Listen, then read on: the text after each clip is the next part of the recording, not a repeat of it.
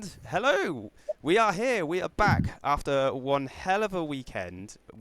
Myself and Toby, and our two guests, and 26 others, because there's 4 of us here. That's Arron doing maths. We were Good at man. the Birmingham International Team Tournament. And we decided we wouldn't do a live the Monday afterwards, but we've done a recording, which will be coming out on this Monday, which you are watching it on at some point in the near future. So future you get to watch this eventually. I think that makes sense. Anyway, getting past that, tonight you're probably wondering what this is all about. Well, we tonight are going to review the Birmingham International Team Tournament, where Toby got a bit vulnerable, didn't you, Toby? Yeah. Oh, no, I don't know what you're talking about with not lots of beers. I was not as bad as the lovely Tom Green from Mind Goblins. He was far drunker than I was, so... Toby literally was like, "Oh, we're all going out," and I was like, "Absolutely not! I'm going to bed." Not feeling it. Next thing I know, I see Toby come in the next day on the Sunday, holding a leftover Papa John's, and having consumed several Jägermeisters and beers and so on. So if we're gonna one thing you can take away from the Birmingham International Team Tournament is that when Toby goes to an international team tournament, he becomes an alcoholic. Yeah, I think my favourite was round 5 when I told my opponent, I was like, by the way, just a heads up, I'm really hungover. And he was like, I wish it would affect your game though. And I was like, yeah, play hungover. It's the best way, play drunk or hungover. Although actually I lost a game while I was drunk this time, so maybe I'm wrong on that one. Maybe I don't play my best games when I'm drunk. I mean, Toby looks white as it is, but this poor boy was almost translucent. I honestly, I turned the bathroom into the garden of Nurgle. It was terrible. Okay, right, moving on swiftly. Our guests tonight... Sorry, fellas, if you smelled something, it was me. Our guests tonight, we have the two Matts. One to our left, the shaved head looking chap. He's going to be known, we're going to call him Bruce. And the one to our right is Matt, who we invited them on tonight for 2 very good reasons. But come on, boys, give us a hello, give us a wave. All right. Evening. Evening. So the reason we've got these guys on tonight is because we wanted to review the team tournament, but we also wanted to just kind of talk about it because this was their first big UKTC tournament. It was their first big UKTC. It was a teams event, so whole of our northern chapter of Crows, loads of them came along. So to a big teams event, they were amazing. They really showed good character throughout the entire weekend. They played... it's safe to say you probably played a level that you probably hadn't experienced much of. Yeah. Yeah? 100%. Agreed. Yeah. 100%. And that was kind of, I think, not like...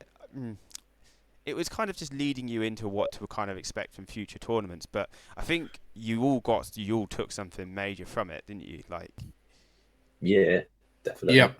Definitely. Yeah, it was an enjoyable weekend. We met a lot of people. And for our lads of the north and their first experiences to the bigger events such as UKTC, they all took something away from it, every single person. And it just entices the hobby onwards and upwards. So it's really good experience for me and my team. Yeah, for sure.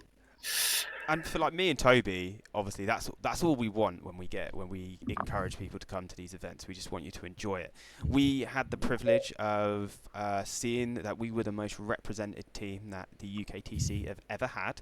That is official. Nice. That is sealed. Black Crow Gaming brought the most members, so they will always know that we are the most rep team. So Try Hard, Vanguard, all of those other big teams out there, the benchmark is 30 players. So let's see what you can do, right? Top that. I'm interested to see who got the closest, because I think there was 3 VT. There was 3 6++, maybe 4 actually. No, there was only 3 6++. There was only 3 6++. Okay. And then I'm not sure how many others.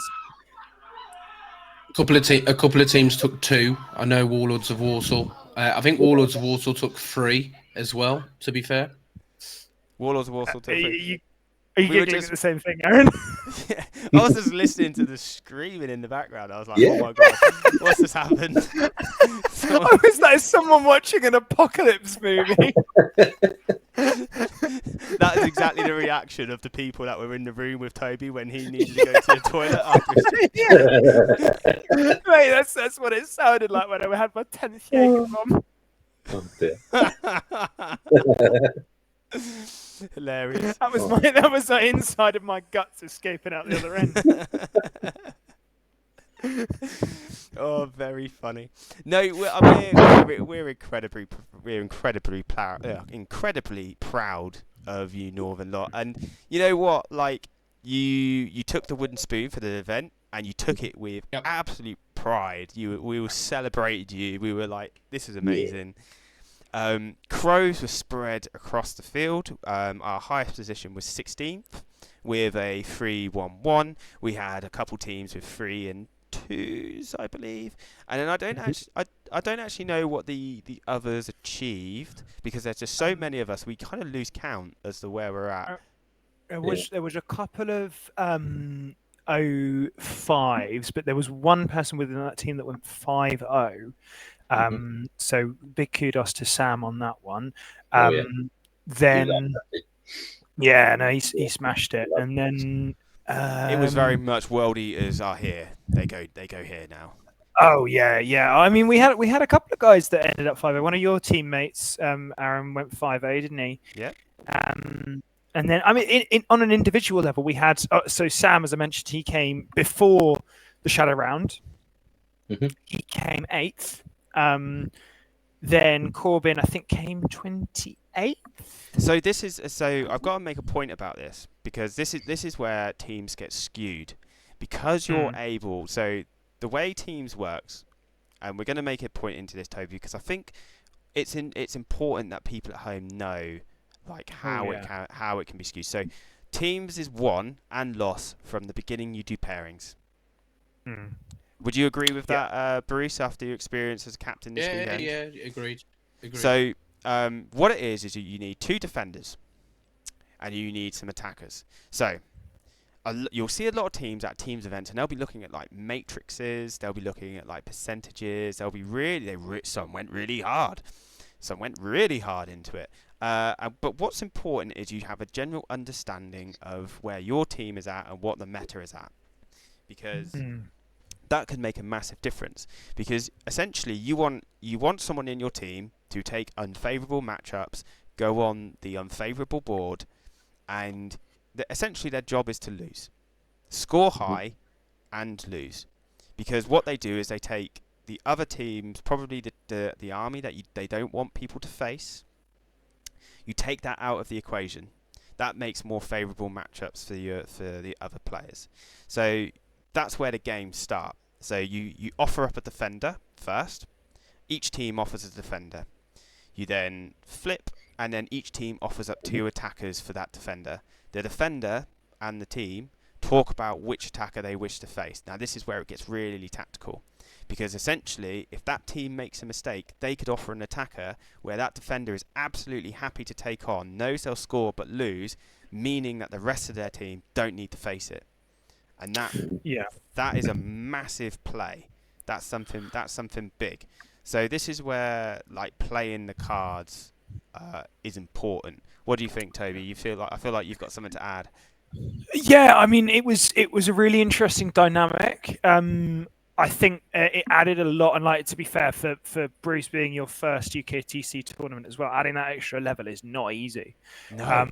But yeah, because you know, as someone whose first tournament experience it was, you haven't just got the idea of turn up to a table and play. You're looking after 5 matchups for the table. Yeah, exactly. And making sure all of the other lads are accommodated. So. Yeah, exactly. And like there is all. I think you've got to kind of work with the morale side of things because someone is likely to go.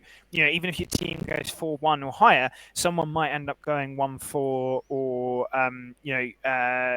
get a lower score than what they're expecting, and that can be quite demoralising. But you look at someone like Brian Seep, from Team Ignite, obviously one of the best players in the world, he still came as an individual 70th, and that was purely because he was the fall guy for Ignite, so he didn't get as many higher points. So it doesn't matter what team you. I mean, Ignite obviously then came second. So that is just one of the roles within the team tournaments. We didn't have that as much. We didn't really have a fall guy in my team. We kind of just went for it as much as possible. There was a moment in the last game, last round, where my opponents offered. I was first defender, and my opponents offered Thousand Suns and Chaos Demons. Thousand Suns is my worst matchup, flat down. Chaos Demons is probably my best.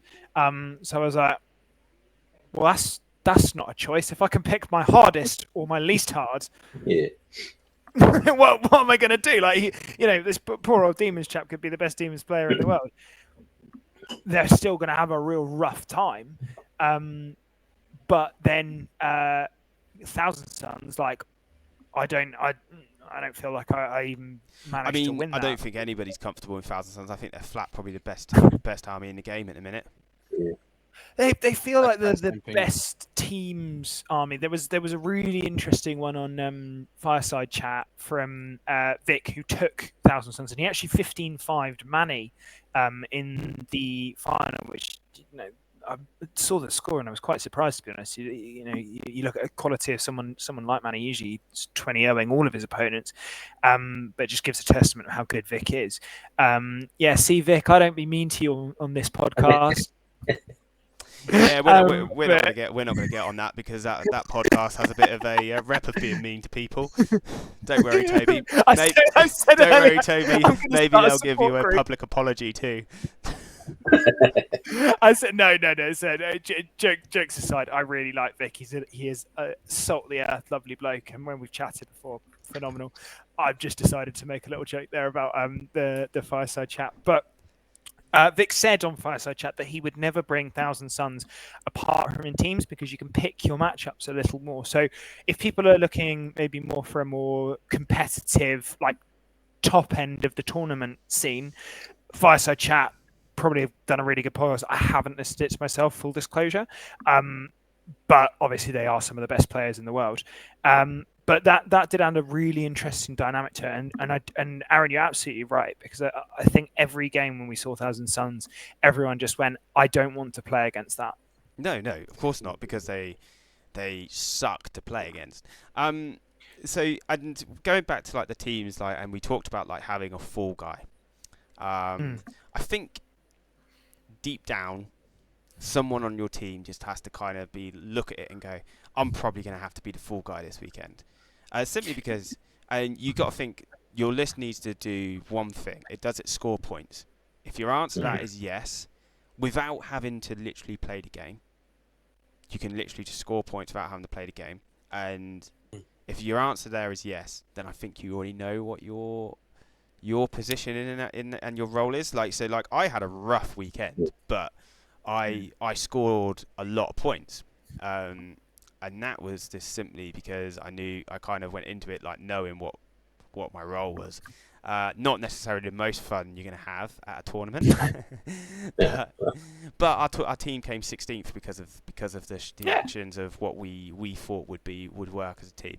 Well, that's the thing. Like, you want to avoid somewhat getting 20-0'd, and you want to try and get as high to a 20-0 as possible, and it's very unlikely in a singles, unless it's a very lopsided matchup, that you will beat someone to the point where it would be a 20-0. I know that if I compare my Oxford scores to my ITT scores, my Oxford scores, I think the only time a 20-0 would have been involved was when Vic would have 20-0'd me. So or the rest Josh Roberts. Oh no, Oxford, yeah. But Northampton, yeah, Josh absolutely spent. That would have been. Do we class that as a 20-0, or can we do 25-0 or 30? Oh yeah, no, that's a give up. Warhammer. I mean, that's my worst defeat ever. It was 115, but I was laughing the whole time. Josh is an amazing player. Toby, Really, you know what we heard earlier? Bruce, can you bring that back for us, all the screaming? Because that was probably what was going through Oh God, Tony's yeah, head. yeah, that was. It was. I'll just get the lady to turn the TV back up again. Hang on. My poor Space Marines just screaming in the corner as these wraiths just came in and just ruined them. Yeah, no. But equally, Josh, even when he's slamming you, is one of the loveliest individuals, and also very like focused on playing with intent and playing in the right way. And like I know that sometimes you get these conversations where people say, "Oh, the people at the top of Warhammer are so focused on winning that sometimes you get those spicier conversations." But that just wasn't my experience at all with Josh. He was kind, respectful, a good laugh, gave me feedback because I asked for feedback after the game, and throughout it was just positive conversation. So if you do go against Josh Roberts, yes, you're probably going to get smashed, but he is amazing bloke. Really, really like him. Well, look, that's you had a positive experience, and that's what you want. I think the big take home, there was a lot of people at the ITT this weekend, 300 and something odd people. 50. Yeah. All the people all the biggest teams in the country, and I'm gonna sit there and I'm gonna say it. I'm gonna say this: Black Crow being one of the biggest teams in the country. We're getting there, yeah. No, I think we're currently ranked 15th in the UK, and I think we were that's 10th in the ITC. Yeah, 10th in the ITC in the UK ITC, because there's a couple of tournaments that some of our chaps went to and did very well in that weren't UKTC, and I think we're in the top 50 in the world. So for a team that's I mean, obviously we've had quite a lot of presence in the southwest for a while, but for a team that has recently only sort of started poking out into Norfolk, started poking out into the north, all that kind of thing. It's quite an achievement. It's a lot of fresh faces on the leaderboards as well, and we've got a lot of guys who are top 5, top 3 in their faction. I know we've got Sam, who we mentioned earlier, who's the top world leader in the country currently. I think a few others. I think it's worth noting, though. I think the reason why our team does so well as it is because we don't bring in boundaries. We allow people of any level to join, be a part of the community, and just develop and learn and do it at their own pace. There's no rush. There's no expectation. There's none of that. I don't agree with that. There shouldn't be an expectation. A team is built around its community, and if you harbour a good community spirit within your team and you all look out for each other, the results will come.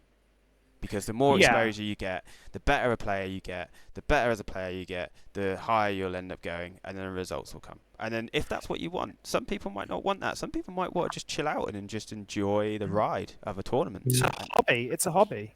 Listen, I mean, from our weekend experience at the ICT, I mean, we were a very casual team. I mean, people know that by the fact that we got a wooden spoon award. But the fact that the Crows were spread that amongst the tournament from table 35 up to table 7 or whatever it was, there was no expectation from our team to be competitive, and that was important. I mean, we talk about being a top 50 team in the world, but how many top 50 teams in the world have a wooden spoon award from a super major as well? Yeah, I mean, so what? It's great. It's about the community, and that's the important thing. If we could measure our success in that way, I think we'd be far higher than top 10 when it comes to the community, because we literally have massive chats, we have big group spaces, everybody's involved. Look at this weekend, like we took 30 people there, and it was like everybody. You wouldn't have thought it was the first time people had met. The way people treated each other, and the way that they reacted, and the way that they helped one another, and how we were willing to put ourselves out there for each other. They were just how everybody held themselves this weekend has to be applauded. I think everybody was very welcoming as well. And I mean, just going back to the point about being a team, you've got some great players in there, but you got Sam, your best world eaters player in the country. He was captain of the team with all the likes of me in, like second tournament ever, newbie, don't know what you're really doing on the competitive scene. yeah, it was very welcoming, very accommodating, knowledgeable, coaching, everything you'd expect from a team captain sort of thing. It was really nice to see. And And the same goes for the rest of the crowds, man. It's really cool. he had a great time as well. He was very happy, and I think it's just shown, and that's what we're about. I think what would be quite good now. I want to kind of talk about that community, and I want to celebrate a certain somebody that we've invited on tonight. And Bruce, I imagine you're incredibly proud of this, but we're just going to flip into our next scene. So today, Matt, when you were at your first UKTC event, you won Best Painted. And these are just some of your Tyranids that you did. And, I mean, the first thing that comes to my mind when I see them, they just stand out. They're just out there. They're literally, you don't see Tyranids like it. And the way you've done that green is fantastic. You should be Very much. out of 300 and something odd people, and there's some beautiful armies on there, and you walked away with the best one, and you should be recognised as the nicest army, best painted army for that weekend. So Gorgeous, yeah. Thanks very much. Yeah, I fully didn't expect it. Like, because ran the local group, a couple of lads have gone, oh, they were really nice. And then when we got there, a couple of people said, you should put it in for best painted. And I was like, might as well have a crack. I've got to give a shout out. There's a lady on like one of the Facebook painter groups, Emma Svensson, I think her name is. And she did a Tyrannofex very similar to that. Obviously, a lot better painting. She's a ridiculously good painter. But I took inspiration from that colour scheme, mixed it up a bit. Obviously, found like the luminous greens and that. Got a shout out to the missus as well. She's a nail tech, always working in glitter. So I mixed a bit of glitter in with some of the paint. That was her idea. She won't let me forget it if I don't mention that. She said, "Why don't you put that in there?" And it just makes it a little bit shiny. But yeah, when we got to the end and we celebrating the wooden spoon with the lads as you do because we won booze. I mean, what's not to celebrate? And they were going to draw that. I was like, nah, there's no way. And then he said it, and just sat there in shock for a little while, to be quite honest. But yeah, it was awesome. I did. When I saw you like kind of stand up to go and get it, you were like, yeah, it's like it was brilliant because it was like we all started because I was standing over with the VT guys at that point, so we all just erupted with as much noise as we could. Awesome. It was so cool. Yeah, and not just that, you guys, as the North Bruce, you guys got a shout out from UKTC for having one of the best names, best team names, at the tournament, and there was some pretty good ones. I mean, they did follow it up with who unfortunately won the Wooden Spoon Award. And I've since commented back that there's nothing unfortunate about it. I mean, got a free spoon. Completely love the weekend. Completely love the organisation from UKTC to put it on. I've met some incredible people over the weekend. The people who have taken the time to say hello or offer me, opinions on the hobby, and I've took so much away from the weekend. So there's nothing unfortunate about the Wooden Spoon Award. It is on display above my computer, and I'll probably get it framed. So nothing unfortunate about that whatsoever. Amazing. I mean, you got to actually go up on the sort of main stage of UKTC. I don't think many of us can say that. I know I definitely can't. And like honestly, like I think it's a huge achievement to get to go up there, but also the way that you guys carried yourselves. And I know we're getting a little bit soppy about it, but it made me incredibly proud to see you guys. Because some people might get a little bit salty after they have 05 finishes, but you guys were there till the very end, congratulating everyone, cheering along, clapping every single person that walked up on there. It was just great to see. It really sort of. And the thing is from our group in the north, that's not an expectation. That's just who we are and how we are. It's what we do. It's the sort of people that we are, and we help everybody along. Because at the end of the day, when it all comes down to it, it's a hobby. Yeah, 100%. And we should celebrate everyone. 100%. So let's. We've talked about the soppy stuff. Let's get into the hard stuff, and it's time now for the tournament review. What a weekend! Now, as you know, we like to do, when we do our little tournament reviews, we like to review the map pack. Because actually, the only thing that we really like to talk about, no one gives a Scooby about the individuals we played. What we care about is when you look at a map, what the hell do we see? What do I see? What do you do about it? So let's bring it up. Let's have a look, and we'll get it up. So the tournament pack. So let's bring it. No, not tournament pack. I want the map pack. Sorry. Here we go. The map pack. There we go. Right. Just wait for this so I can interact with it.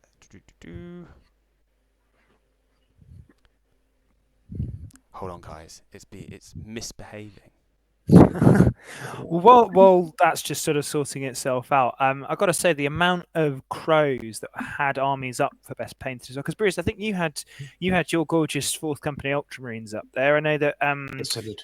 Yeah, one of our chaps from a couple of our chaps from the south had their armies up there. We had Matt Vin's Prison Escape Imperial Guard.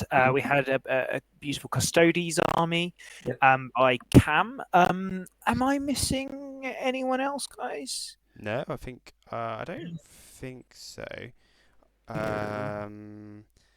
No, I think that is everybody that actually put themselves forward. There was some lovely looking Tau Empire models as well that I'd like to shout out. I can't remember the name of the gentleman, but the paint job on them was absolutely superb.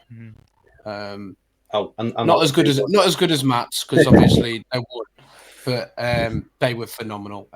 Just the skill that was on that table from everybody involved was absolutely phenomenal. Right, and the lad who won the Sportsman Award as well. He had a character in there and army, and they were like, "Mate, we can't give you all three," so they gave him both Sportsman. But he's also awesome, and I think they've been in the Codex, haven't they? So what he was saying. Yeah, the Bully Boys in the Codex. Yeah.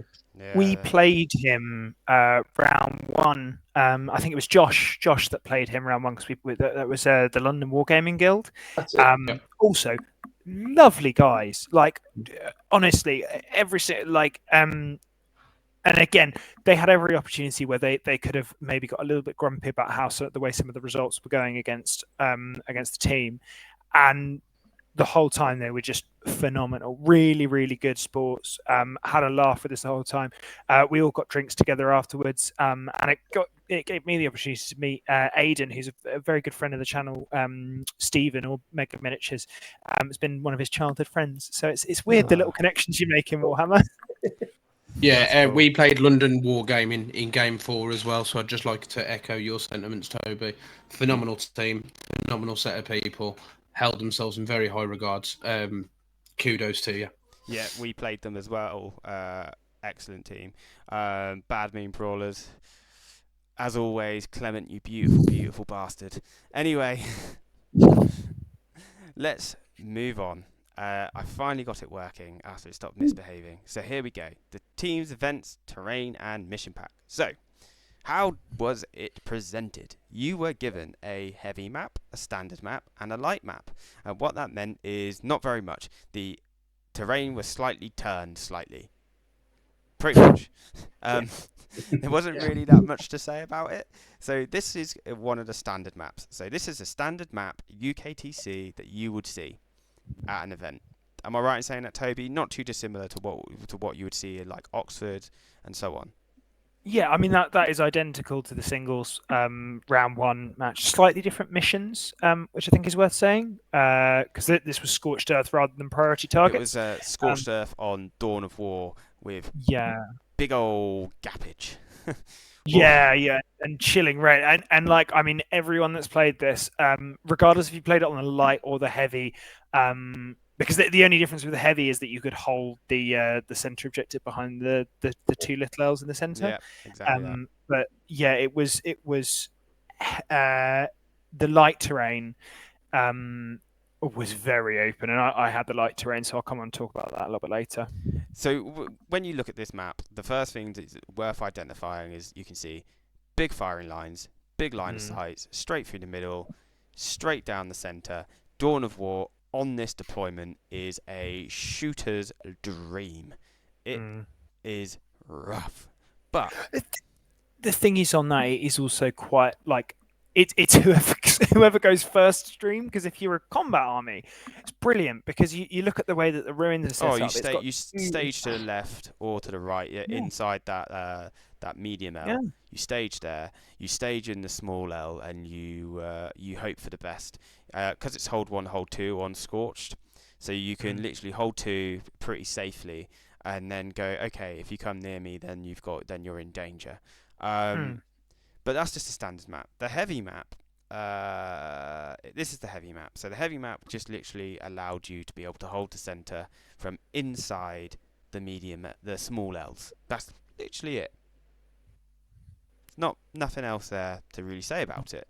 It's exactly the same firing lines. You could just hold them hold them there. But the big difference on this map, and I'll show you now, is this one.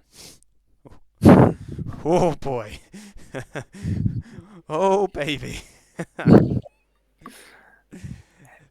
Yeah. So this was a bit open. Bruce, Matt, did either of you play on the light map for this one?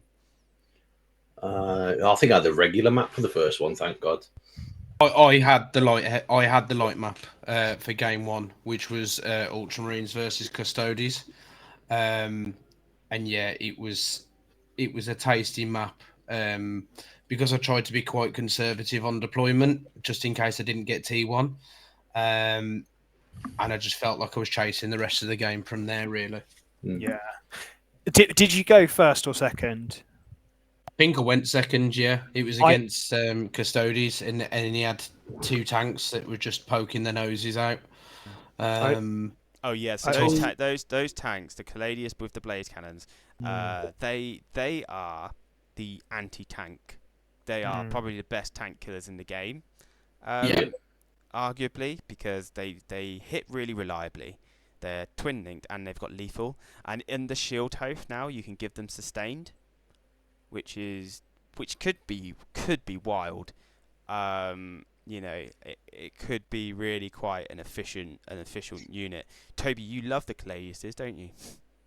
I do, yeah. I mean, it's a complete lie, but yeah, no. The Caladiuses, I think, are they're a strong tank in terms of poking out and just getting cover, and because of, obviously there are 2 up that gets cover, it's very difficult to dislodge them. Even though I think they're a 5 up invuln, they're basically always saving on 4 ups.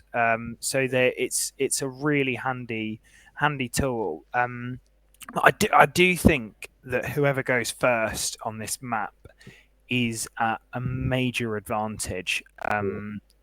Because so every time I've gone first on this map, I've won, and every time I've gone second on this map, I've lost.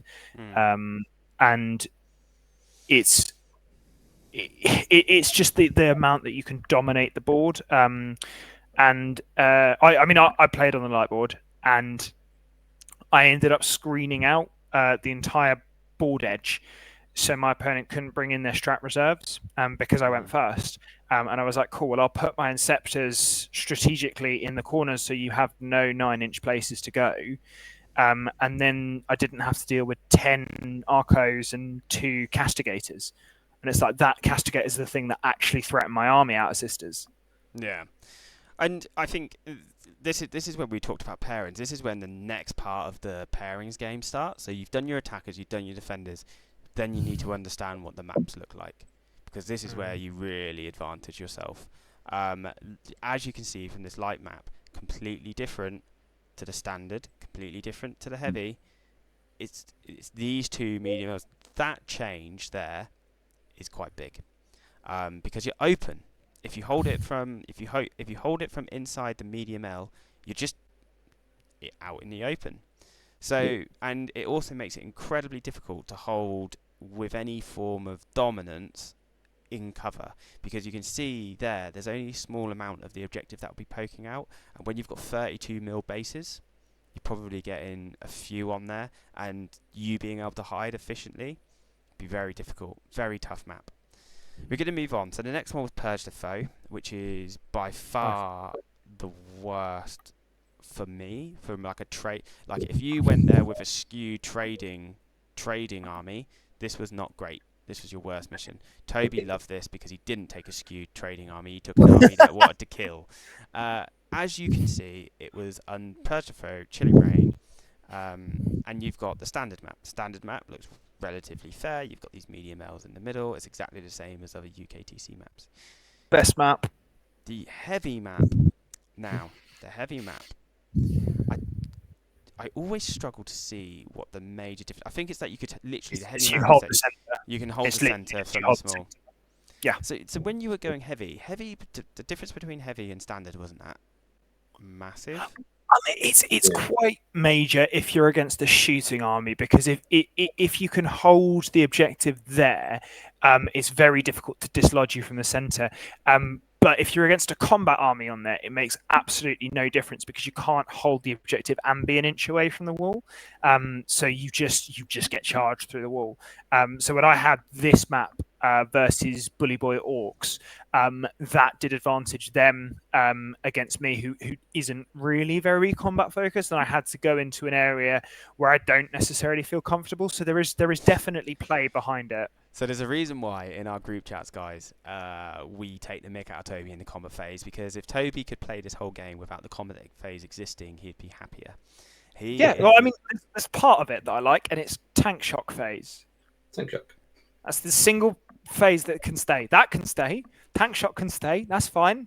That means that I get my last few wounds off of things by charging in a Redemptor. Rest of it, sod off. Toby's main fear when he plays into an army is an army that can get in his face very quickly and then forces combat, and then he's like, oh no. Oh, I hate it. I'm like, go away. Same. Stay I'm the same. 9 inches away. 11.9 inches, and then I get my +1 strength, and then perfect. Yeah. That's where we like it. That's the sweet spot. Every time when me and Toby have played and I've ever played him and I've won, it's because I've pushed so much in his face into combat, and he's gone, oh, okay. Go away, get off. That is what they're good at. But the heavy map, the heavy map's the heavy map. It's always the light map that's the shocker. Oh boy, you are. So they're just very far away from this, and I believe the far L's, the medium L's on those two objectives there, they're turned as well. So again, you're very open. Those 3 objectives in the middle. Whew, Yeah. You just. Yeah. I feel sorry for people who took the light, who were taking the light terrain this weekend, because those middle no man's land objectives incredibly hard to hold. I mean, this map is an interesting one in general, and it is my flat favourite for UKTC, because the angles that you can get as a shooting army are incredible. So from your big L, you can actually get the back of your opponent's objective. So if they're not sensible in the way that they've deployed, you can get sort of las cannons and things like that and really punish them. And the other thing is, if you have infiltrators and you can kind of get into a solid position to start move blocking, then it just puts you at such an advantage. I played Votan on the standard map, and his 24-inch guns just did nothing for about 2.5 turns, maybe 3 turns, because they couldn't close with me. And I'm like, I'm going to sit 36 inches away from you, and I'm going to shoot, and these scouts are going to get in your face. And because you haven't judgment token them, I'm going to smoke one of them, so you're hitting on 5s instead of 4s. And there's a lot of scope against sort of those that can't reach to just block them. If you go into an army that hasn't got range, this is a shenanigans map, all over the place. Again, combat armies don't really care so much because they just want to get across the board as quickly as they can. And most combat armies have a way of either A, staging, or B, closing that gap incredibly quickly. Round 3 was personally my favourite deployment, because it's the shortest distance to cover in a combat scenario. So the standard map, again, exactly what you're going to see. It was priority targets, hidden supplies. Hidden supplies, people, is that there is an extra objective for no man's land. That's literally it. So the heavy map. Here is the heavy map. So basically, all the small L's were. Well, this is actually quite a big difference to the standard map. All the small L's were to the outside. All the medium L's were in the middle, which is massive. massive, and Yeah. look at the difference that makes. Like that's the standard. There's the small L's, and then bang. That is wild. The amount you can hide behind all of these L's here. Yeah, I think the one thing I would say is priority targets on 6 objectives. I was not a huge fan of, because I think I would like to see the percentages of people that went second who won, who just like had Oh, maybe a couple of was there. it's almost an insta win if you go second. Well, when my opponent and I rocked up to the table, we literally said, right, okay, it's whoever goes first, unless they can table the other one. And so I was against Necrons, and both of us were like, well, we can't table each other. So what happens now? It's literally whoever goes first, because the last person will score 15 and the other one might score 5, 10. So, and unfortunately, it was me that went first. Nothing you can do about that. No. That's just the way this I map think is. I went first on this one as well against Votan. And did you struggle to score? I struggled to score on, so my primary was 35 to his 45, and I think I had some tough secondaries as well. Just looking at this, I managed to score quite well the first turns, but middle to later, I was only like scoring 1 a turn, and that's where I lost the game. It was a 15-point difference in game. So, but yeah, I know what you mean about that extra objective. It's just something else to get in your way, isn't it? Really?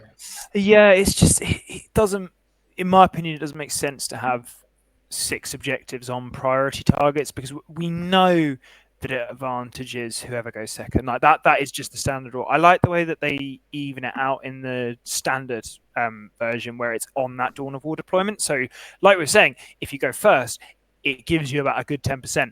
But if you go second on priority targets, it gives you a good 10%. So it kind of evens out. But with Search and Destroy, yes, I think it's good for combat armies. Like, they can close really quickly. But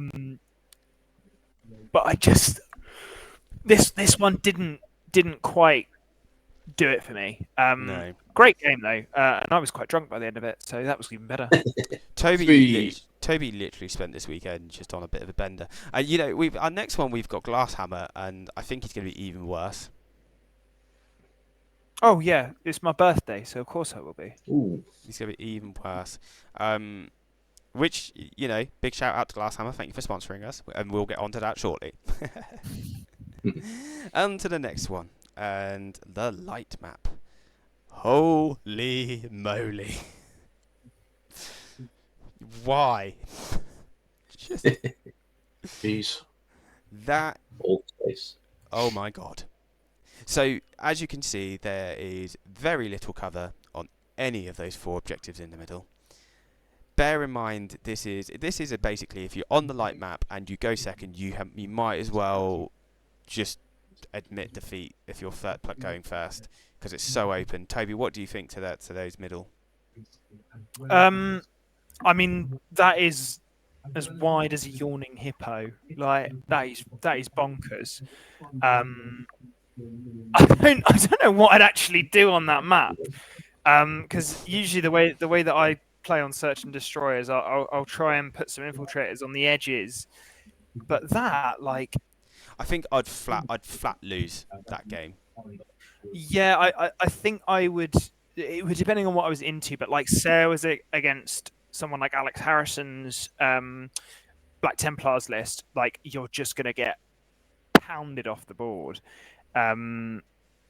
There's a few ways that you can make this really, really nasty, but I can't see how you can make this overly good for yourself, unless you are literally just going to go super shooty.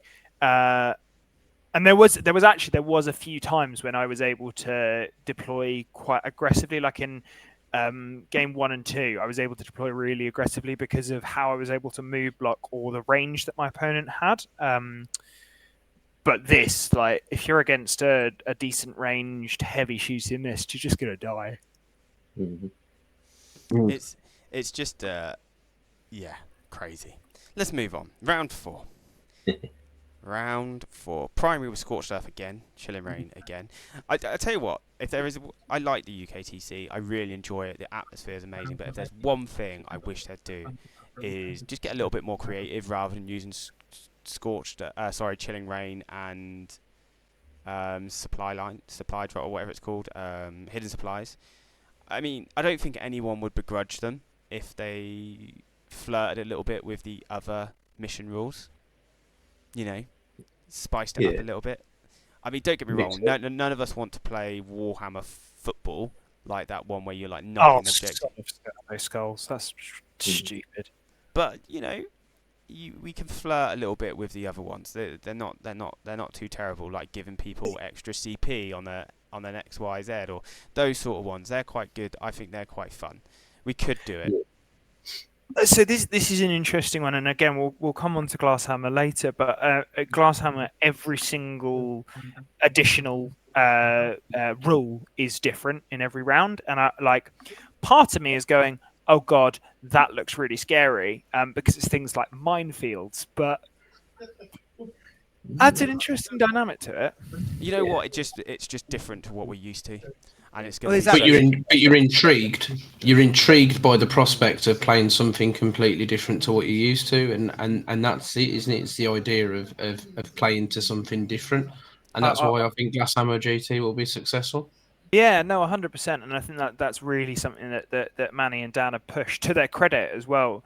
But I would say I love this map too much to ever give it up. It is my favorite map, and I cannot explain how much I love this map. And I got to play the gorgeously handsome Jake Harding from VT as well on this map, and it was absolutely glorious. If you haven't seen the photo of them two playing, if you hit up Hobbsy's Instagram, he puts up a photo of Toby's vein in the side of his head, which is progressively getting larger and larger. And all I could see from it was the blood clot that was casually shooting its way up there, you know. It was terrible. I've never spotted that in myself before, and I don't know if it's because I was because it was a bit hungover. Jake was making me think. He made every single long bomb charge he needed to, but yeah, no, it was how to stress Toby out in minutes is to get him in charge me. Yeah, make above average charges. That stresses me out. I remember me and Toby played at an RTT, and it was me and him to go 3-0 or whatever.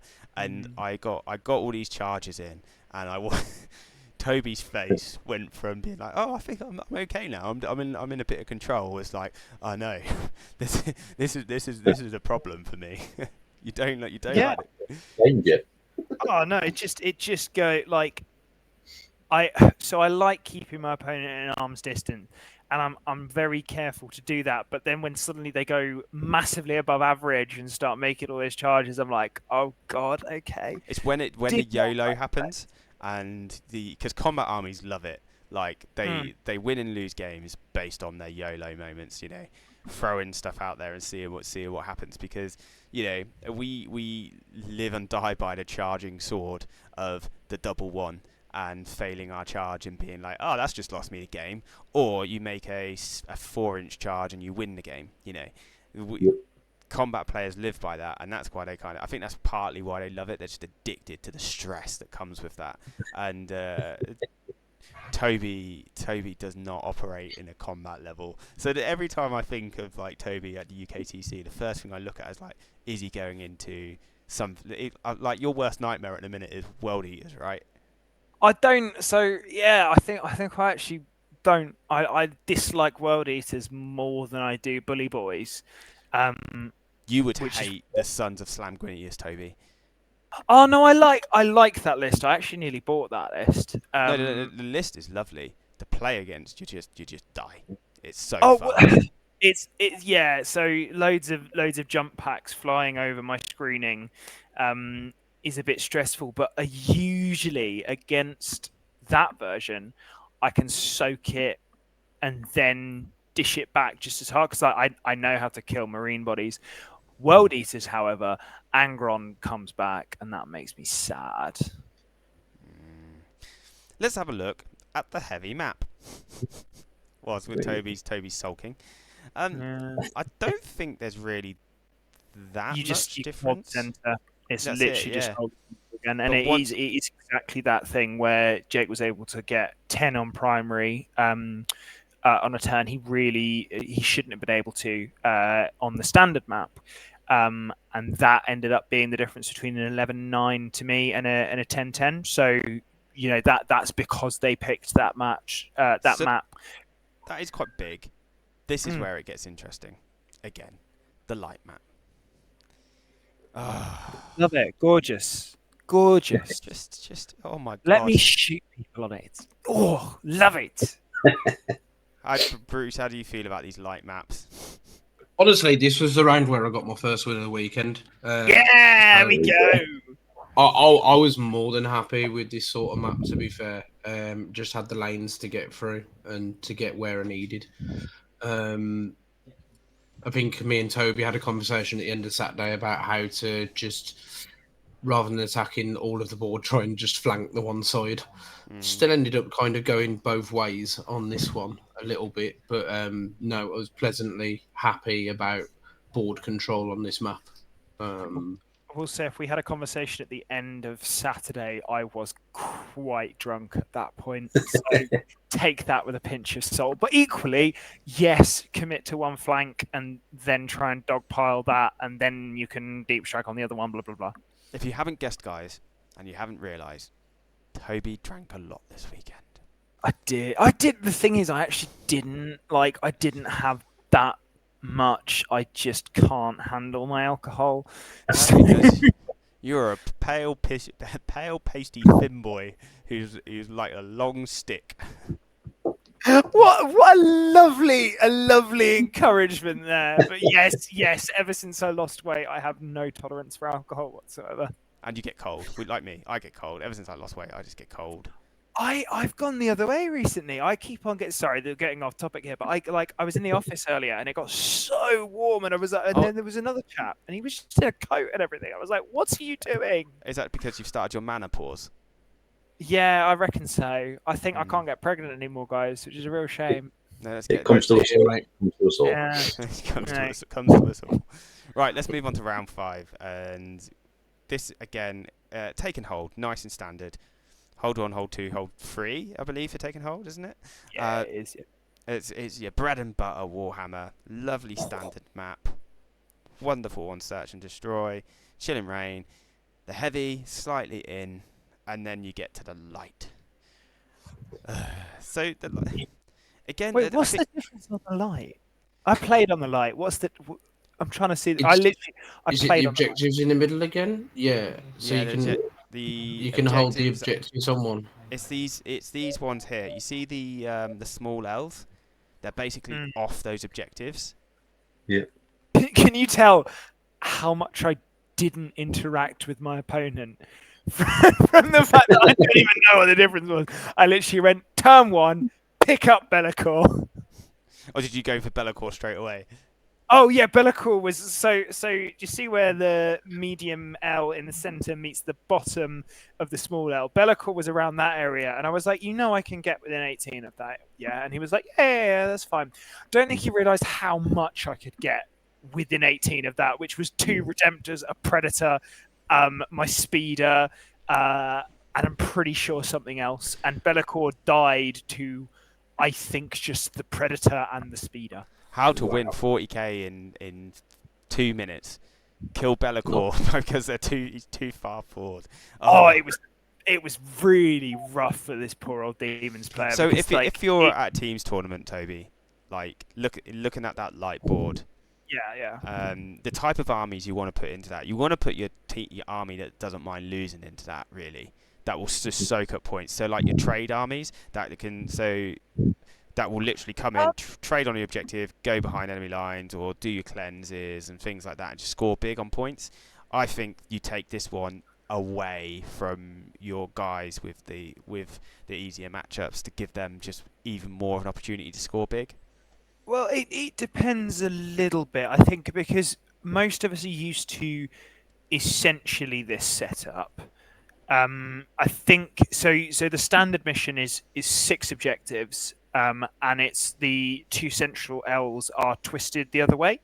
At least that's the standard, as in like at Oxford or other There it is. UKTC.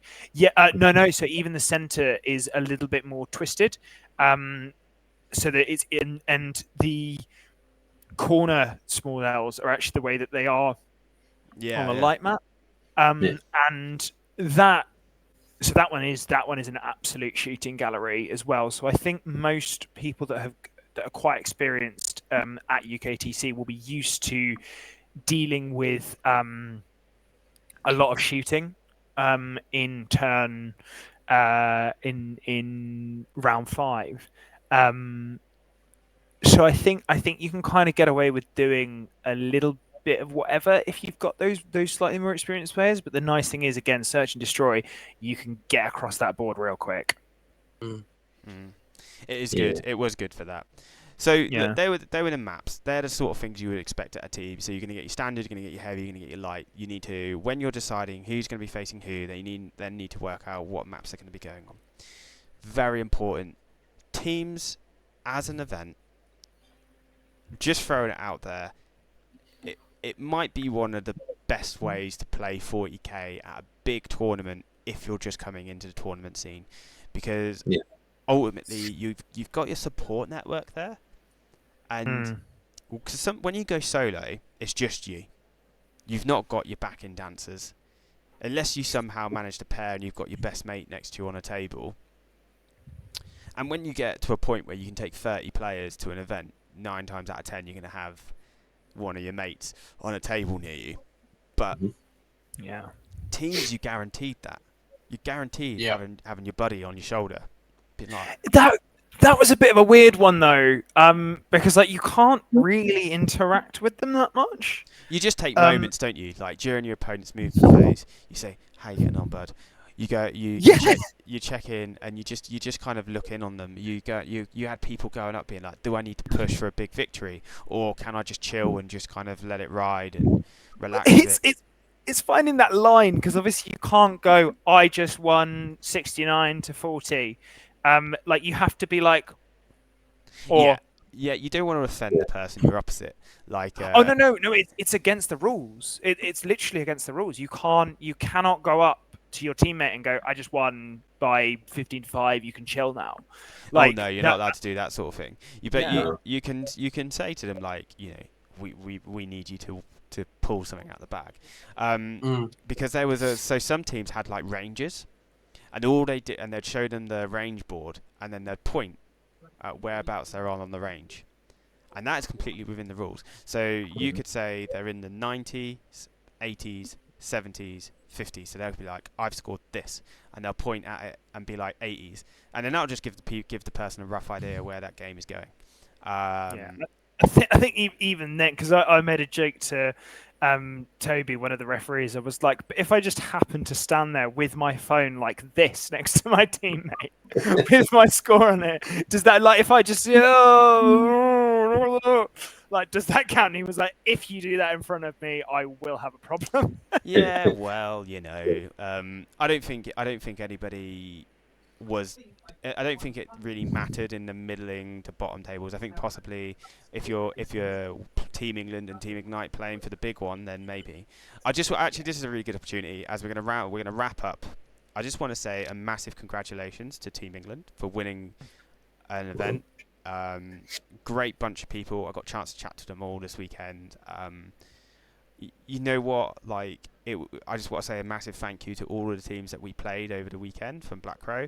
You were really welcoming. You looked after our team. You treated them all with respect. It was very, very good experience, and we're all really grateful for that. So I just also want to take this opportunity to say, well done, Matt. You've come into this, grown a team in the north, and you've cultivated a blinder.